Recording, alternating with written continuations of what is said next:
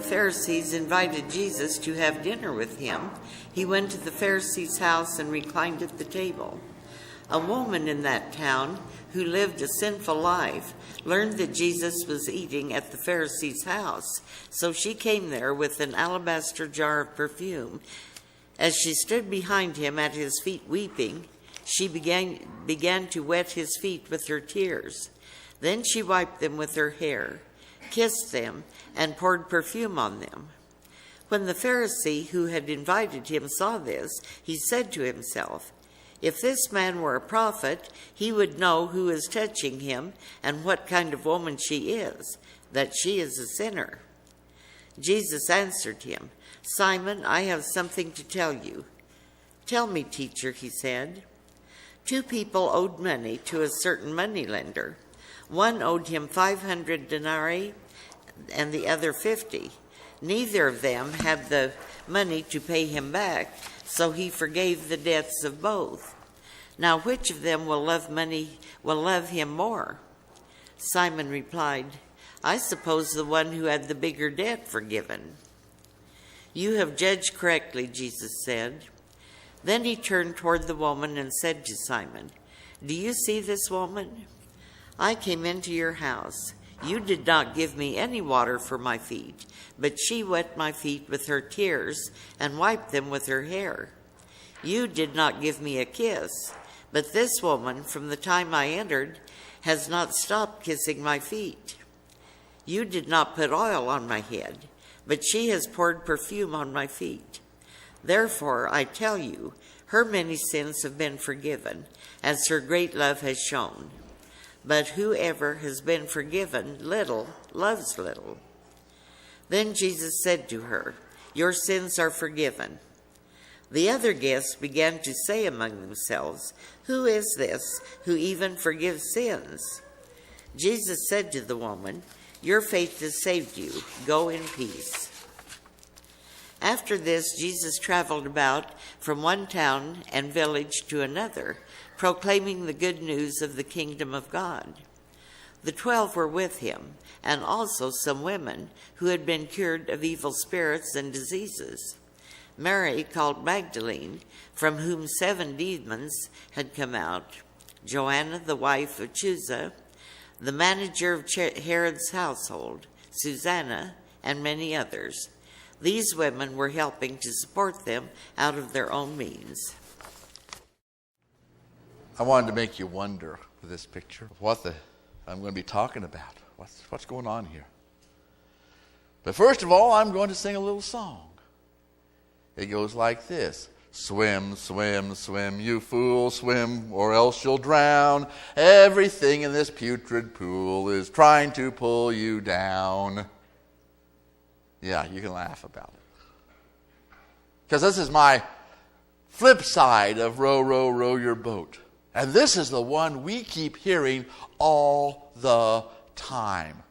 Everything in this putrid pool is trying to pull you down. You watch the news and it's the government, it's the corporations, it's the latest flu or the latest disease, it's a tragedy here and a disaster there, and it's just trying to pull you down, and all you can do is swim as hard as you can just to keep your head above the water. And it's tough out there. I've been reading a book called The Remnant, a story of the Jewish resistance in the Second World War, and it takes place around Kiev in the woods there of Ukraine. And there have been Jewish people, many, hundreds of them have escaped one way or another and have come together to form a small community and have become partisan fighters and resistance against the Germans. And they have performed some rather remarkable counter-strikes. One day they destroyed an entire German stockpile heading for the Eastern Front. And the Germans were bothered by all these partisans fighting them, and they were killing partisan groups left and right. But the major, he found out that these partisans were Jews, and that bothered him. You see, according to Nazi propaganda and philosophy, or let's not say philosophy, let's say ideology, Jews are subhuman. Jews are stupid sheep who will always follow orders, even if ordered to go to their own death. They are below humanity, and they're certainly not worth the time and effort of the mighty Aryan race. They need to be wiped from the face of the earth. And yet here are Jews who are destroying the Nazi war machine. He doesn't want to tell anybody. If he told his superiors, they would laugh at him. And if he told the people below him, they would discover that they had been fed a bunch of propaganda by the Nazis. And so he keeps it to himself, and yet he was working on a way to find all of these people. And then he ultimately does. And he sends in troops. And they slaughter every man, woman, and child in the village. And they destroy the village and push it down to the ground. There's almost nothing left when they leave. Talk about living in your putrid pool. And this was nothing compared to what was going on in Auschwitz and other places. This was just a tip of the iceberg, this cruelty and viciousness and trying to form an entire society around it. And in the process, I'm thinking of the problems I have, and I've got my problems, you've got your problems, but compare them to what life was like in occupied Europe in particular. And if you were Jewish or a gypsy, and how your life was forfeit. Which would you rather do? Run and get shot? Or get starved to death and worked to death? Those are your choices. Putrid pool that we live in. There are those who look at this putrid pool we live in and say, with all of this suffering, with all of this evil, there must be no God. Some scientists claim that they are atheists because they've looked for God and they haven't found God. They can't see God or hear God or touch God or smell God or taste God. God is not real. Now, at the same time, some of these scientists have proven mathematically that 95% of whatever's in this universe can't be seen or tasted or smelled or touched or whatever. Heard. They call it dark matter, and it's necessary mathematically. It's necessary for this dark matter to be in the universe to hold everything together, and yet they've never seen it. And they laugh at us. There are others who mathematically have shown that there must be a gazillion other universes out there beyond our universe. We can't see them or touch them or taste them or smell them or hear them. We cannot interact with these other universes whatsoever, and yet they must be out of there, and they call us fools for believing in God. I want to show you what it looks like for a society not to believe in God. It looks like boys in Angola and in Nigeria being given guns, yanked out of bed, kidnapped, given guns, and then ordered on threat of death to kill their very own parents.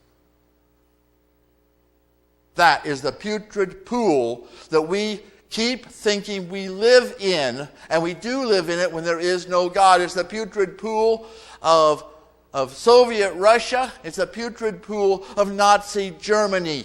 And when you're in that pool, it seems like all you can do is struggle as hard as you can just to keep your head above the water.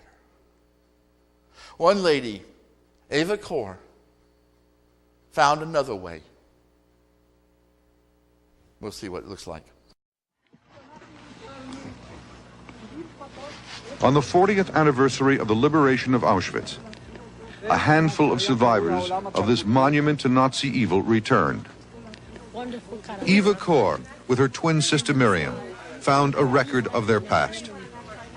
Eva and Miriam were 9 years old and in the front row when the Soviet soldiers liberated this death factory years ago. And they found among a few thousand survivors a large group of twins.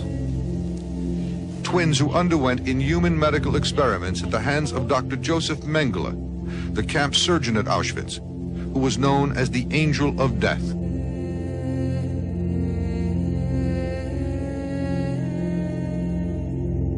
Just to be free from the Nazis, that did not remove the pain they have inflicted upon me. There might be another way that survivors can heal themselves. I have found one way. Forgive your worst enemy. It will heal your soul and it will set you free. I, Eva Moses Kaur, a twin who survived as a child Joseph Mengele's experiment at Auschwitz 50 years ago, hereby give amnesty to all Nazis who participated directly or indirectly in the murder of my family and millions of others. It's improper. It's improper. I should be permitted. I should be asked. How can you speak in the name of the people who are not alive anymore? I mean, I shiver when I think of it.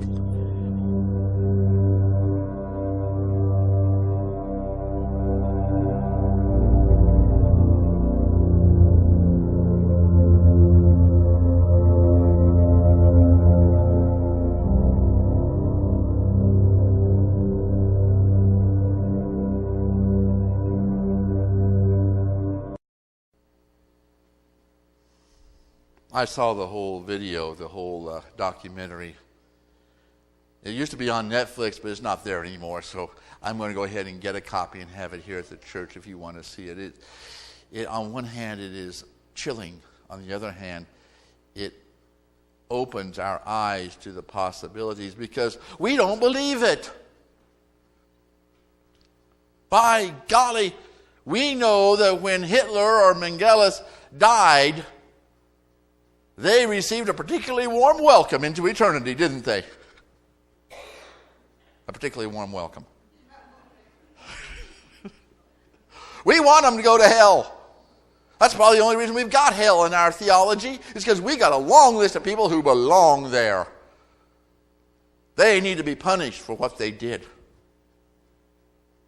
And we hold that against them, and we will not forget, and we will not forgive. It's like that woman, Jonah Locke, said, it's improper.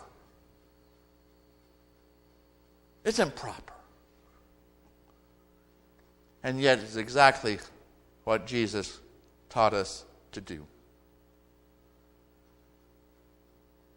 A group of theologians, scholars at Oxford had gotten together to discuss and decide why Christianity was a unique and powerful and probably the best religion.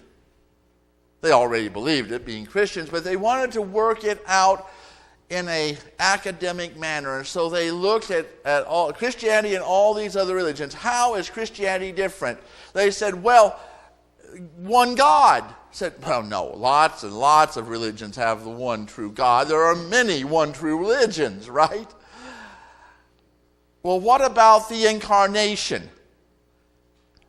But wait a second, the Greeks had all kinds of gods walking all over the place, incarnated in physical bodies.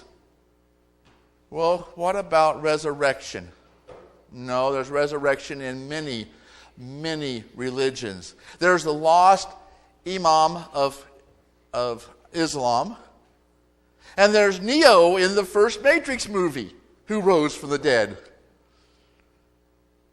So what makes it different? Just then, this was back in the 40s, I believe, and C.S. Lewis walks in. He asks them, what are you discussing? And they explain all the things. And he says, oh, that's easy. It's simple. It's grace. Grace is at the center of Christianity. The grace of God and the grace of forgiveness, our forgiveness. And we even make a deal with God every single week. You make a deal with God when you pray, forgive us our trespasses as we forgive those who trespass against us. At the very center of it is forgiveness. And this Jewish lady, originally from Marca, Romania, where Sherry and I went one time, she had been ripped out of there by the Nazis with her twin. She found it. She found that forgiveness is a learned skill. It has nothing to do with any religion. It does not have to do with anything else but the ability of the human being to develop the skill to deal with emotional pain.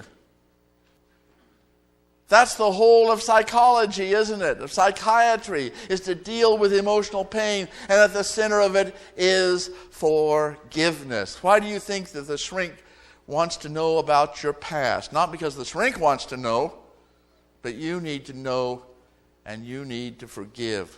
At one point, Eva said that she forgave the Nazis and she forgave her parents. And you say, well, why would she have to forgive her parents? Because as an 8 or 9-year-old girl, it was her parents who did not protect her. Her parents left her, abandoned her, even though they were ripped away.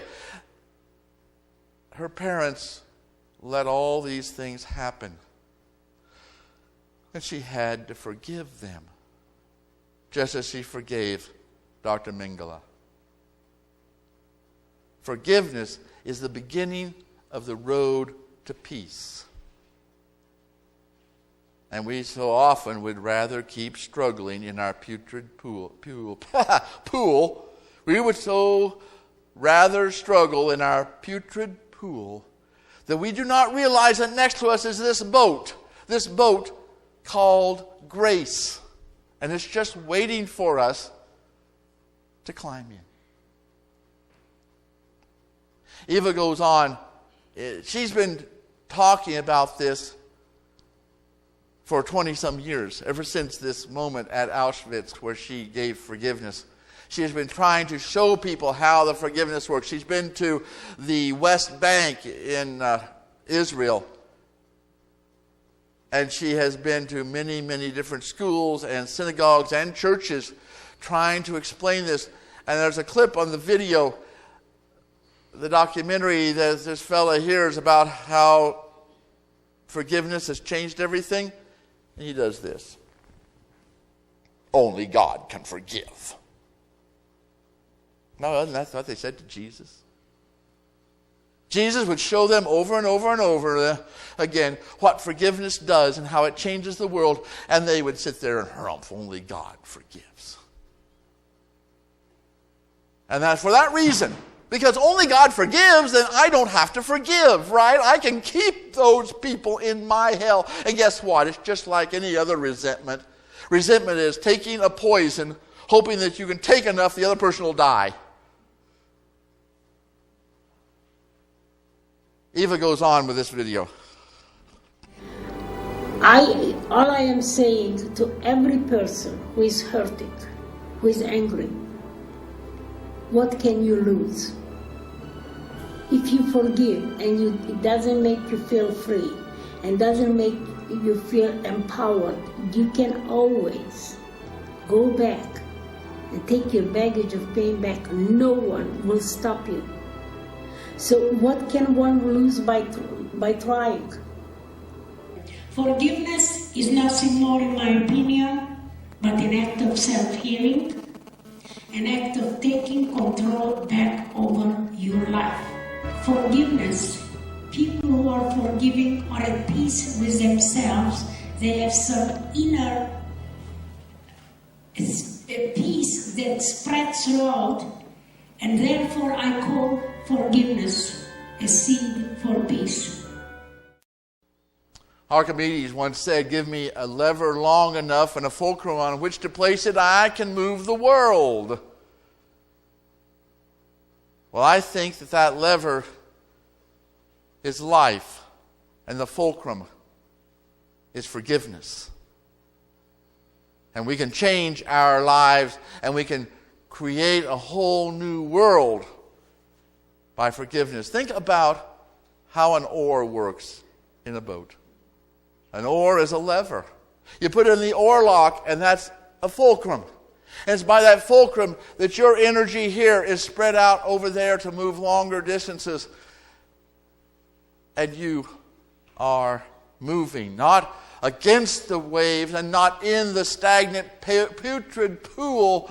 You are flowing down the stream. And then we can all sing together, row, row, row your boat gently down the stream. Merrily, merrily, merrily, merrily, life is but a dream. And wasn't that what Jesus was saying to Simon the Pharisee?